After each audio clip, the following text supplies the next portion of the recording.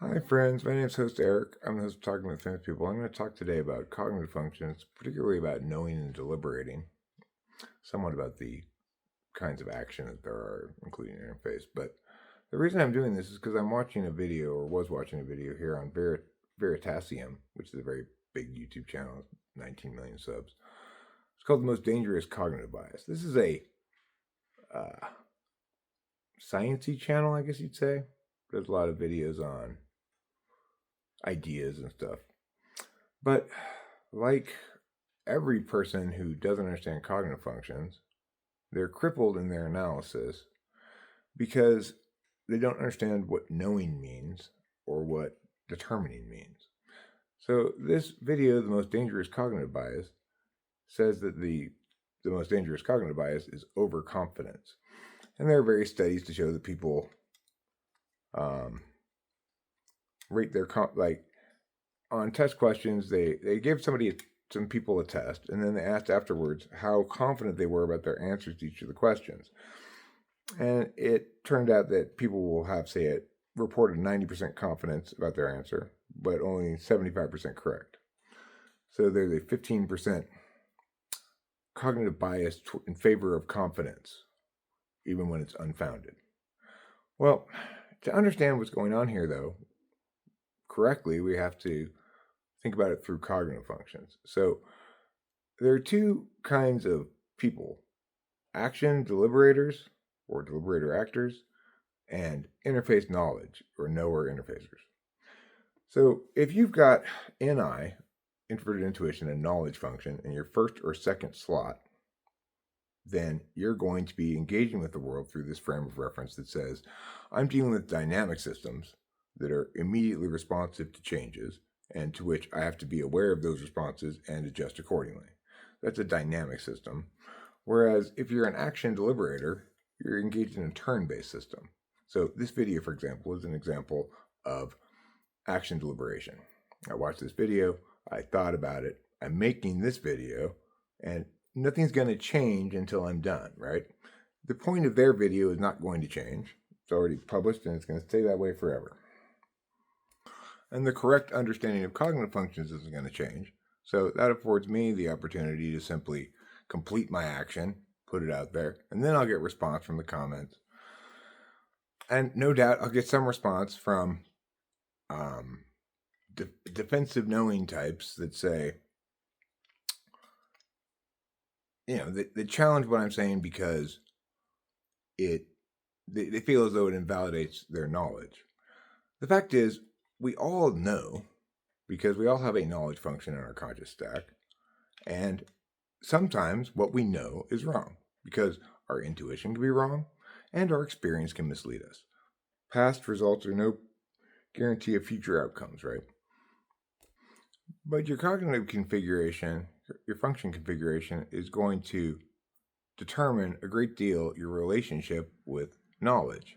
So, because my knowledge function is both my own experience, which is not my value priority, and it's also fourth in my stack, it means that I'm very comfortable with not knowing things. And I basically have two statuses: something's been determined and therefore is reliably known, or something has not been determined and therefore it doesn't matter my confidence on it because it's just speculation. Sure, I will give people answers sometimes in typing sessions like I'm 90% confident that you're a whatever type. But really what I'm saying is you're type X, but because of what your polar is, I can't be absolutely determinate about it through my process elimination testing style, right? In other words, I can't defend reliably and certainly my claim that you're type Y because you might also be type X because the polar that those types have is one that I cannot test definitively for. So if you were to ask me how confident I am about it, I might give you an answer, but the real answer is it doesn't matter how confident I am. You are almost certainly yeah, but I'm only knowing that. I'm not determining it. And that means it could be wrong. Now, things you can determine can be wrong as well, but that requires a mistake in your determination processes if it's a objective determination matrix that you're using. So I might make mistakes in my logic or reasoning and be wrong. But if I don't make mistakes, then I can make reliably defensible claims by limiting the scope of those claims, by defining my terms operationally, and by ensuring that I do the determination process correctly. Whatever knowledge I produce is framed and constructed in such a way that it can be certain. And it's 100% certain. There's no percentage less than that, right? Certain is certain. Something else is uncertain. And really, those are the only two statuses that matter. But as an action deliberator, I'm very comfortable with the answer being, I don't know, we don't know, it's not known, or the answer being, it's a dumb question. To conclude that there's a single answer to that is ridiculous. Like Rachel, she likes to keep asking ChatGPT about her like color profile, or I don't know, it's something where they tell you like you're a classic spring or something, and then I guess that tells you how to dress. Well, Rachel's frustrated because she's not getting a consistent single answer, and the reason is, of course, because it's not a question that actually has an answer. It's just something that somebody made up, drawing arbitrary lines between different things. And people who are knowers are very interested in that kind of thing because it allows them to know holistically something that they cannot determine. For me, those kind of bits of knowledge are completely worthless. It's like, it doesn't matter how much I know about my astrology sign, because astrology is not determined against an objective criterion, and accordingly, it's not a worthwhile way to understand anything. But so what is the most dangerous cognitive bias actually, if it's not overconfidence? Well, I think it's the prime directive, really. It's attachment to our existing understandings and maps. We live on top of a whole base of assumptions that this isn't going to change. When I go to work today, there's not going to be a bomb on the freeway, etc. And whenever those assumptions get challenged, it's very distressing to us because we're not really sure how much stuff we have built on top of those assumptions and how important those assumptions are to us until we've seen how the dominoes fall. If you are happily married and all of a sudden your spouse cheats on you, and that's going to destroy this assumption that you've been building all kinds of things in your life on top of. So it's going to be incredibly destructive to you, right? And you're probably going to never trust so freely again because you had that assumption ripped out from under you and it's caused you a lot of trauma. So I guess you could say the most dangerous cognitive bias is the desire to keep false assumptions. We're slow to reset our maps after some big assumption's been undermined. And in the interim time between having old maps and new maps that have been adjusted based on the failure of the prime directive to keep your expectations and actualities in sync. So, after such an assumption has been taken away, then we have to spend a long time building up new maps that account for that. Before we're completed doing that, we're still operating under the assumptions of some of the old maps. And that's going to continue to cause us sort of aftershocks of distress because we're recognizing that these other things were predicated on this assumption. So if it's in the example I'm talking about, then it's like, well, you've got your future planned with that person.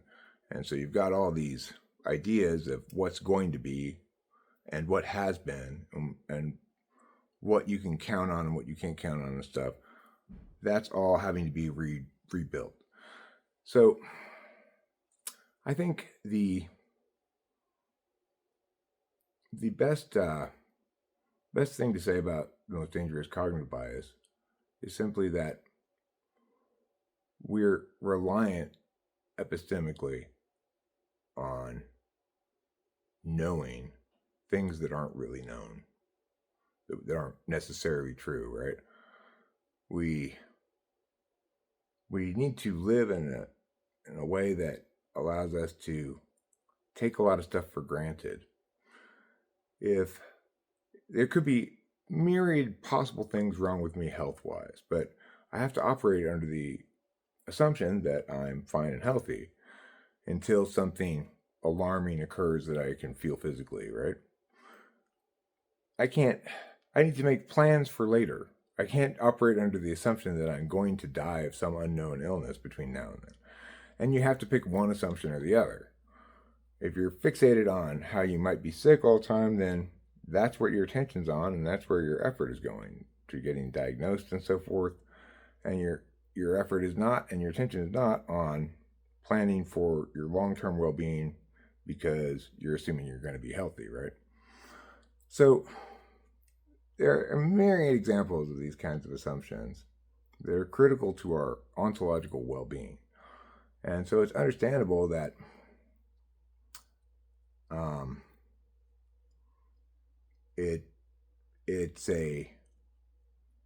it's a real time suck when you have to rebuild maps.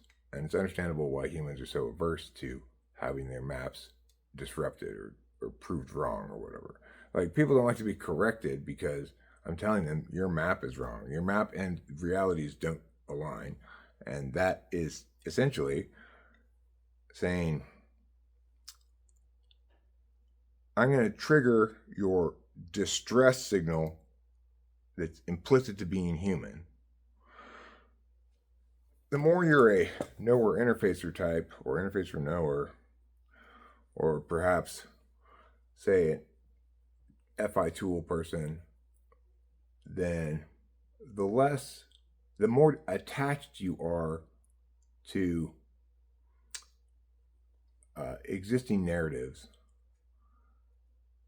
and because you're not habitually paying attention to evaluating things from a disinterested calculus. Because of my cognitive function stack, I'm always evaluating everything through a disinterested calculus. What I want, what's important to me, etc., doesn't come into play when I'm making determinations about things. It doesn't come into play when I'm not either, which is very handicapping to me. You know, it's kind of a crippling deficit area to not know what you want, not know what's important to you, not take good care of things that are important. You know, to live successfully is not good to be attentionally configured like me, because not doing actual things but preferring to talk, and then prioritizing being correct and not your own interests, well, that's not a very not a very optimally aligned entity, right? So, will we ever overcome this cognitive bias of being attached to our existing maps and such? No. It's the human condition. But for those who understand cognitive functions, it is possible to metacognate about these realities and say, okay, I'm going to, on matters where I'm not already attached to an existing map, I'm going to defer to somebody who's attentionally configured to determine objectively the status of this, because I understand that my strengths confer a certain deficit onto me, and it's unwise to try to perform well in your deficit areas. You're never going to learn that to do that right. It's implicit to who you are. So anyway, that's my video. I hope you enjoyed it.